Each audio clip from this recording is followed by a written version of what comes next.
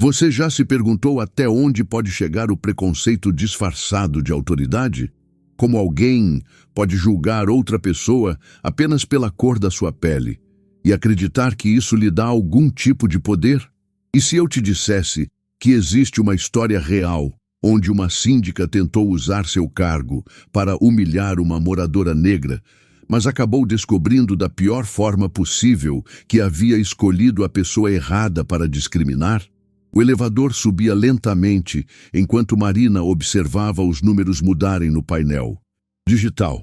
Eram quase 8 da noite de uma quinta-feira chuvosa em São Paulo e ela carregava 2 sacolas pesadas de compras.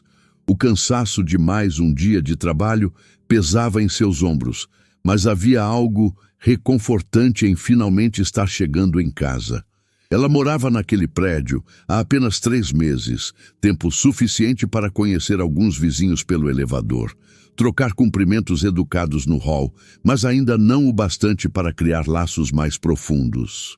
O apartamento 1204 havia sido uma conquista silenciosa.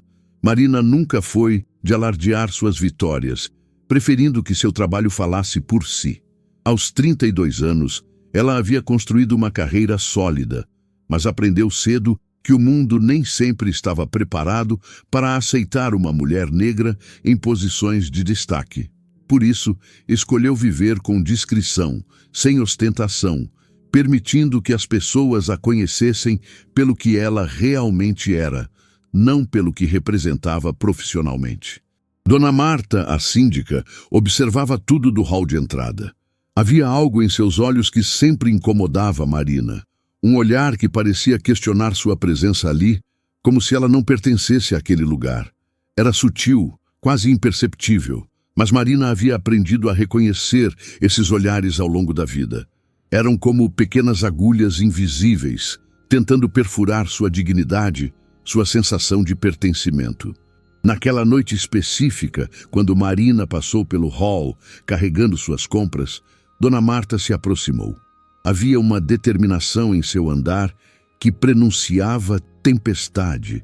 Marina sentiu o ar ficar mais denso, como acontece segundos antes de um raio cortar o céu. A síndica parou diante dela, bloqueando parcialmente o caminho para o elevador, e suas primeiras palavras cortaram o silêncio como uma lâmina afiada. O questionamento começou de forma aparentemente inocente. Dona Marta queria saber há quanto tempo Marina morava ali, se tinha todos os documentos em dia, se o contrato estava regularizado. Perguntas que, isoladamente, poderiam parecer procedimento padrão, mas que carregavam um subtexto venenoso quando direcionadas especificamente a ela, a única moradora negra do andar. Marina respondeu com a mesma educação de sempre, mas algo dentro dela começava a ferver.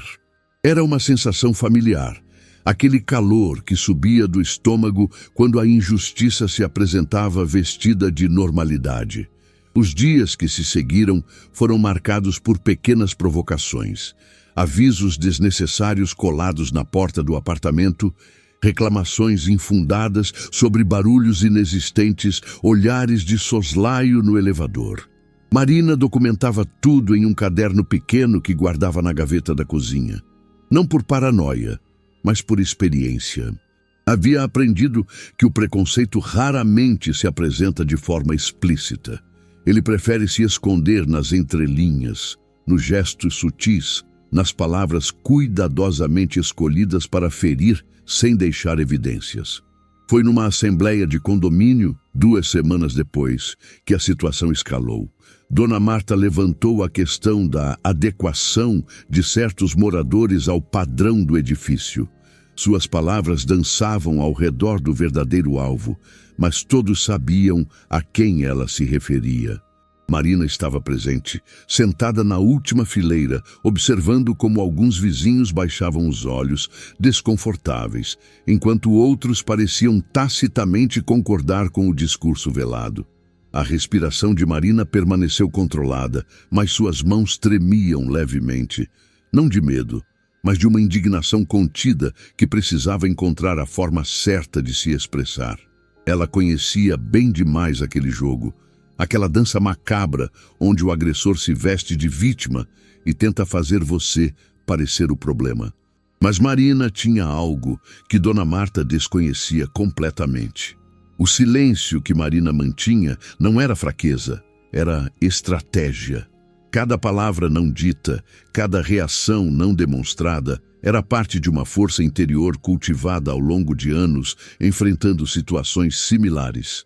Ela observava, anotava, esperava. Porque Marina sabia que a verdadeira força não está em responder a cada provocação, mas em escolher o momento certo para revelar quem você realmente é. Sabe, tem momentos na vida em que a gente precisa pausar e refletir sobre o que realmente está acontecendo ao nosso redor. E eu queria saber de você que está acompanhando essa história. De onde você está assistindo agora? Já passou por alguma situação parecida ou conhece alguém que enfrentou esse tipo de discriminação? Conta para mim aqui nos comentários, porque cada história compartilhada nos ajuda a entender melhor e a combater essas injustiças. A manhã de sábado trouxe consigo um desenvolvimento inesperado. Marina estava tomando seu café quando o interfone tocou. Era o porteiro, visivelmente constrangido, informando que havia uma notificação do condomínio para ela. O documento, assinado por Dona Marta, alegava comportamento inadequado e perturbação da ordem do edifício. As acusações eram vagas, mas a intenção era clara: criar um precedente para uma eventual ação de despejo. Marina leu o documento 3 vezes. Não por não entender seu conteúdo, mas para processar a audácia da situação. Ali estava, em papel timbrado, a manifestação formal de um preconceito que até então se escondia nas sombras. Era quase um alívio ter finalmente algo concreto, palpável, que tirasse a discriminação do campo das sutilezas e a colocasse sob a luz crua da realidade. O que Dona Marta não sabia era que Marina não era apenas uma moradora comum. Por trás daquela mulher que subia e descia de elevador, carregando compras, que cumprimentava educadamente os vizinhos, que mantinha a discrição sobre sua vida pessoal, havia uma profissional altamente qualificada em uma área que tornaria toda aquela situação extremamente problemática para a síndica. Marina era advogada especializada em direitos civis e discriminação racial. Mais do que isso, ela era sócia de um dos escritórios mais respeitados do país nessa área. Sua escolha por viver com simplicidade não era limitação financeira, mas uma opção consciente de vida. Ela havia aprendido que o verdadeiro poder não precisa de ostentação. Ele se revela quando necessário. A reunião seguinte do condomínio seria decisiva. Marina preparou-se não como vítima, mas como a profissional que era. Reuniu documentos, gravações das assembleias anteriores, depoimentos de vizinhos que haviam testemunhado as abordagens inadequadas. Mas mais importante que qualquer evidência material era o conhecimento profundo da lei que ela carregava consigo. Quando chegou o dia da assembleia, Marina entrou na sala de reuniões com uma presença diferente. Ainda era a mesma mulher educada e discreta, mas havia algo em sua postura que fez vários moradores se endireitarem nas cadeiras. Dona Marta, sentada à mesa principal, pareceu notar a mudança, mas sua arrogância a impediu de perceber o real significado daquele momento. Marina pediu a palavra. Sua voz, sempre suave, carregava agora uma firmeza que preencheu cada canto da sala. Ela começou explicando, com clareza cirúrgica, cada violação legal que havia sido cometida. Citou artigos do Código Civil, da Constituição Federal, da Lei de Combate ao Racismo. Suas palavras não eram ataques, eram esclarecimentos. Não havia raiva em seu tom, apenas a precisão de quem conhece profundamente a matéria. O rosto de Dona Marta passou por uma transformação gradual. Do desdém inicial para a surpresa, da surpresa para o constrangimento, do constrangimento para o medo. Cada palavra de Marina era como uma peça de um quebra-cabeça que revelava não apenas a ilegalidade das ações da síndica, mas as consequências graves que poderiam advir delas. Marina, então, revelou sua profissão, seu escritório, sua especialização. O silêncio que se seguiu foi tão denso que era possível ouvir a respiração nervosa de alguns presentes. Mas ela não parou por aí. Com a mesma calma com que havia começado, Marina apresentou uma proposta. Ao invés de seguir com as ações legais, que tinha todo o direito de impetrar, ela oferecia uma oportunidade de aprendizado e mudança. A proposta era simples, mas poderosa. O condomínio implementaria um programa de conscientização sobre diversidade e inclusão, com palestras mensais abertas a todos os moradores. Dona Marta teria que participar de um curso sobre gestão condominial sem discriminação. E, mais importante, seria criado um comitê de ética no condomínio, com participação de moradores diversos, para garantir que situações como aquela nunca mais se repetissem. O que aconteceu em seguida surpreendeu até mesmo Marina. Um dos moradores, Sr. José, um homem de 70 anos que ela mal conhecia, levantou-se e pediu desculpas. Não por ter feito algo diretamente, mas por ter permanecido em silêncio quando sabia que algo errado estava acontecendo. Sua fala abriu caminho para outros moradores expressarem desconforto com a situação e apoio à proposta de Marina. Dona Marta, acuada e sem alternativas, aceitou os termos. Mas Marina viu em seus olhos algo além da derrota. Havia um lampejo de compreensão. Talvez o primeiro passo para uma mudança real. Porque Marina sabia que o preconceito não se desfaz com punição apenas, mas com educação, com exposição à diversidade, com a quebra de preconceitos através do conhecimento. Nas semanas seguintes, o ambiente do prédio mudou significativamente. Marina notou olhares diferentes, não mais de questionamento, mas de respeito. Alguns vizinhos se aproximaram para conversar, para conhecê-la melhor. Descobriram que, além de advogada, ela era apaixonada por jardinagem, que tocava piano, que tinha um projeto voluntário de alfabetização de adultos. A mulher que tentaram diminuir revelou-se uma pessoa de múltiplas dimensões, quebrando estereótipos com sua simples existência plena. O programa de diversidade começou no mês seguinte.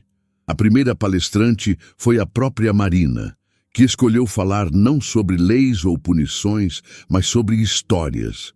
Histórias de pessoas que, como ela, enfrentaram o preconceito e escolheram responder com dignidade e educação. Ela falou sobre sua avó, uma mulher que não teve acesso à educação formal, mas que ensinou a ela o valor da resistência silenciosa e poderosa. Falou sobre seu pai, que trabalhou como porteiro a vida toda e fez questão de que todos os filhos estudassem, não por revanche, mas por acreditar no poder transformador do conhecimento. Durante sua fala, Marina observou os rostos na plateia. Viu lágrimas em alguns olhos, desconforto em outros, mas principalmente viu algo que a encheu de esperança: abertura. As pessoas estavam dispostas a ouvir, a aprender, a repensar suas próprias atitudes e preconceitos. Até Dona Marta, sentada na terceira fileira, parecia genuinamente impactada pelas palavras. O momento mais tocante veio quando Marina falou sobre o conceito de casa. Para ela, casa nunca foi apenas um endereço ou um imóvel. Casa era o lugar onde ela podia existir plenamente, sem máscaras, sem a necessidade constante de provar seu valor ou seu direito de estar ali. E era isso que ela buscava naquele apartamento, 1204. Não apenas um lugar para morar, mas um espaço onde pudesse simplesmente ser. A transformação de Dona Marta foi gradual, mas perceptível. Nas semanas seguintes, ela começou a cumprimentar Marina no elevador, inicialmente com acenos tímidos, depois com palavras. Não havia amizade instantânea, seria ingênuo esperar isso, mas havia o início de um respeito mútuo. Marina descobriu que Dona Marta carregava suas próprias histórias de exclusão, de momentos em que foi diminuída por ser mulher, por ser mais velha, por não ter tido acesso à educação universitária.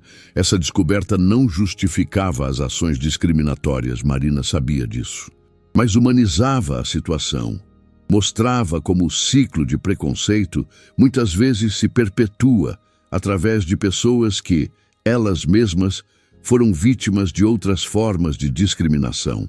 Era um lembrete poderoso de que a luta contra o preconceito não é apenas sobre punir os perpetradores, mas sobre quebrar ciclos, criar pontes de compreensão. O Comitê de Ética do condomínio começou a funcionar e trouxe mudanças práticas importantes. Foram revisadas todas as normas internas para garantir que não houvesse brechas para discriminação. Criou-se um canal confidencial para denúncias de qualquer tipo de preconceito ou assédio. E, talvez mais importante, estabeleceu-se uma cultura de diálogo aberto sobre diversidade e inclusão. Marina continuou vivendo sua vida com a mesma discrição de sempre, mas agora havia uma diferença fundamental. Ela não precisava mais esconder partes de si mesma. Podia falar sobre seu trabalho quando perguntada, podia receber colegas do escritório sem se preocupar com olhares julgadores.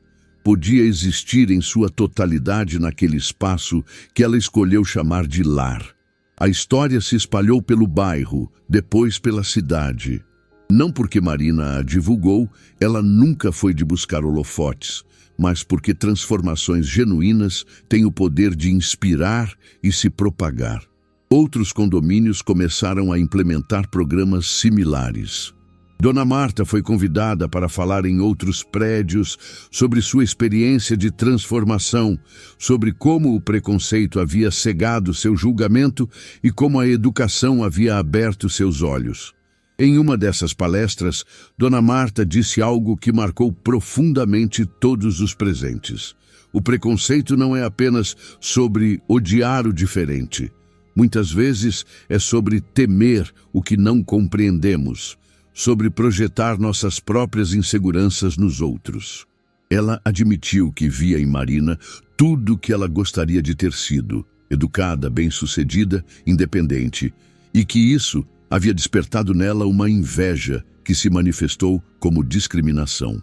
Marina estava presente nessa palestra, sentada discretamente no fundo da sala. Quando Dona Marta terminou sua fala e a viu ali, houve um momento de conexão silenciosa entre elas. Não eram amigas, talvez nunca fossem, mas havia ali um reconhecimento mútuo de humanidade, de falibilidade, de capacidade de mudança e crescimento. O apartamento 1204 se tornou mais que uma residência para Marina. Tornou-se símbolo de uma vitória que transcendia o pessoal. Cada vez que ela girava a chave na fechadura, lembrava-se de que havia transformado um espaço de hostilidade em um ambiente de aprendizado e crescimento coletivo. Não através de confronto agressivo, mas através da firmeza dignificada de quem conhece seus direitos e escolhe usá-los para construir, não para destruir. A jardineira da varanda de Marina floresceu naquela primavera de forma exuberante. As flores, em tons vibrantes de amarelo e laranja, podiam ser vistas da rua. Alguns vizinhos comentavam sobre a beleza daquele pequeno jardim suspenso. Marina cuidava de cada planta com o mesmo cuidado com que havia conduzido toda a situação, com paciência, persistência e a certeza de que, com as condições certas, até o terreno mais árido pode florescer. O piano em sua sala, que antes ela tocava apenas com as janelas fechadas, agora às vezes podia ser ouvido pelos corredores em tardes de domingo. Não era uma provocação ou uma ostentação. Era simplesmente Marina se permitindo existir plenamente em seu espaço. As melodias suaves que fluíam de seu apartamento se tornaram parte da paisagem sonora do prédio. Um lembrete constante de que a beleza pode surgir depois da tempestade. Um ano depois do incidente inicial, o condomínio realizou uma festa de confraternização. Marina ajudou na organização, trazendo sua expertise em criar ambientes acolhedores. A festa aconteceu no salão de festas, com comidas de diferentes culturas representadas pelos moradores. Foi uma celebração não apenas de vizinhança, mas de diversidade, de superação, de aprendizado coletivo. Durante a festa, Marina observava as interações. Crianças de diferentes origens brincavam juntas, adultos conversavam sobre suas histórias, idosos compartilhavam memórias. Era o retrato de um microcosmo social que havia escolhido o caminho da inclusão sobre a exclusão, do diálogo sobre o silêncio, da compreensão sobre o julgamento. Dona Marta se aproximou de Marina durante a festa. Trazia nas mãos 2 copos de suco e ofereceu um a ela. Sentaram-se em um canto mais tranquilo e, pela primeira vez, conversaram como 2 mulheres que compartilhavam mais semelhanças do que diferenças. Falaram sobre os desafios de ser mulher em uma sociedade machista, sobre as barreiras que cada uma havia enfrentado em suas jornadas, sobre os sonhos que ainda carregavam. Naquela conversa, Marina viu a transformação completa de uma relação que havia começado com hostilidade e preconceito. Não era uma história de final feliz hollywoodiano, onde todos se tornam melhores amigos. Era algo mais real, mais profundo. Era o reconhecimento de que podemos mudar, de que o preconceito não é uma sentença definitiva, de que a educação e a empatia podem construir pontes onde antes havia muros. A história de Marina e Dona Marta se tornou um caso de estudo em universidades, um exemplo de como o enfrentamento do racismo pode ser feito de forma construtiva, transformadora. Marina foi convidada para palestras, entrevistas, mas manteve sua discrição característica. Ela sabia que sua história era importante, mas também sabia que não era única. Milhares de Marinas enfrentam Martas todos os dias, nem sempre com o mesmo desfecho positivo. Por isso, Marina criou uma fundação dedicada a oferecer suporte legal gratuito para vítimas de discriminação racial em ambientes residenciais. A fundação não apenas oferecia representação legal, mas também mediação, programas educacionais, suporte psicológico. Era uma forma de transformar sua experiência individual em mudança coletiva, de garantir que outras pessoas não precisassem lutar sozinhas. Dona Marta se tornou voluntária na fundação. Sua história de transformação era poderosa, especialmente quando contada para pessoas que, como ela havia sido, carregavam preconceitos não examinados. Ela tinha o dom de alcançar aqueles que se fechavam para discursos sobre racismo. Porque ela havia estado naquele lugar, entendia os mecanismos de defesa, as justificativas, as racionalizações. O prédio onde tudo aconteceu se tornou referência em gestão condominial inclusiva. Delegações de síndicos visitavam para aprender sobre o programa implementado. O valor dos imóveis no edifício aumentou, contrariando a lógica preconceituosa de que diversidade desvaloriza patrimônio.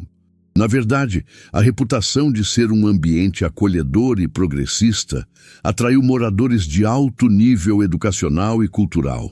Marina continuou morando no apartamento 1204. Para ela, sair seria como admitir derrota, como se o preconceito tivesse o poder de expulsá-la de onde ela escolheu estar. Mas sua permanência não era sobre teimosia, era sobre afirmação. Cada dia que ela acordava naquele apartamento era uma declaração silenciosa de que ela pertencia ali, de que ninguém tinha o direito de questionar sua presença baseado na cor de sua pele. Nas manhãs de domingo, Marina às vezes encontrava Dona Marta no jardim do prédio. Conversavam sobre as plantas, sobre o tempo, sobre as pequenas coisas da vida. Eram conversas simples, mas carregadas de significado. Cada palavra trocada era prova de que a transformação é possível, de que o preconceito não é invencível, de que a humanidade compartilhada é mais forte que as diferenças superficiais. A jornada, que começou com uma tentativa de expulsão, havia se transformado em uma história de inclusão. O que começou como discriminação havia se tornado educação. O que nasceu do preconceito havia florescido em compreensão. Marina sabia que ainda havia um longo caminho a percorrer, não apenas em seu prédio, mas na sociedade como um todo. Mas ela também sabia que cada pequena vitória importava, que cada mente mudada era uma semente plantada para um futuro mais justo. E assim, todas as noites, quando Marina fechava os olhos em seu apartamento 1204, ela não dormia apenas com a satisfação de ter vencido uma batalha legal. Ela dormia com a paz de quem transformou a adversidade em oportunidade de crescimento coletivo, de quem respondeu ao ódio com educação, de quem escolheu construir pontes onde outros ergueriam muros. Essa história nos mostra que o verdadeiro poder não está em dominar ou excluir outros, mas em criar espaços onde todos possam existir com dignidade. Marina não apenas defendeu seu direito de morar onde escolheu. Ela criou as condições para que todos no prédio pudessem viver melhor, mais conscientes, mais humanos. Se você chegou até aqui, é porque essa história tocou algo em você. Talvez tenha te feito lembrar de situações que você viveu ou presenciou. Talvez tenha te inspirado a agir diferente da próxima vez que testemunhar uma injustiça. Se esse conteúdo fez diferença para você, considere se inscrever no canal para mais histórias que nos fazem refletir sobre humanidade, justiça e transformação. E lembre-se, às vezes, a maior revolução começa com a coragem de uma única pessoa que se recusa a aceitar a injustiça como normal. Compartilhe essa história com alguém que precisa ouvi-la e vamos juntos construir um mundo onde todas as Marinas possam viver em paz em seus apartamentos 1204.